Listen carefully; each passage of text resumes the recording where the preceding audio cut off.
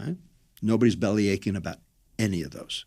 The point is, we were able to solve those 4 public health debacles. How did we do it? How did we solve those 4? No one could imagine that we would ever solve smoking, right? But we did, sort of. I mean, we brought consumption down by half. Okay, that's pretty good when you think about it. For an addictive substance. How many fewer people are dying of lung cancer nowadays in the U.S.? It's like 80% lower. Well, there's also been improvements in treatment, but but no, it's the incidence. Diagnosed with it's the incidence. Incidence gone down. Amazing. Okay, because tobacco's gone down. So the question is, how did that happen?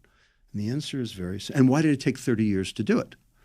We taught the children grew up, and they voted, and the naysayers are dead.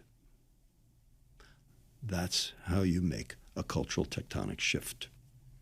So we now have this real food movement. We have people who are arguing against ultra-processed food. We have kids who are demanding different in their schools. And by the way, what is the biggest fast food franchise in the United States? I'm going to get this wrong. So try me again. I don't know. I've never tried it, but I've heard of, is it Chick-fil-A? Nope. Is it McDonald's? I don't know. It is this nation's public schools. Ah. You can add up McDonald's, Subway, Burger King, Chick-fil-A, and Wendy's, and every other fast food franchise, Jack in the Box, every fast food franchise in the entire country, and would only be half our nation's public schools. Wow. So could you imagine a world where there were no class 3 or class 4 NOVA foods allowed in public schools? And we're doing it. So I am the chief science officer of a nonprofit, and put this in the show notes, called Eat Real, eatreal.org. And we have a new business model for public schools. So in 1971, the Department of Education issued an administrative ordinance called Resolution 242. And they did this purely on monetary reasons. This was under Nixon.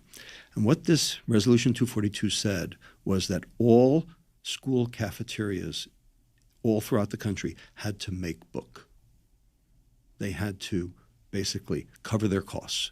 They couldn't be loss leaders for the school. They had to fend for themselves.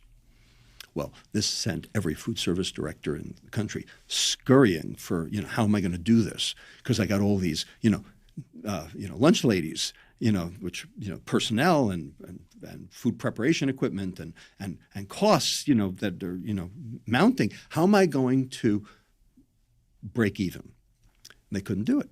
So in walks, Aramark and Cisco and Guggenheim and McDonald's, and they say, hey, we'll do it for you.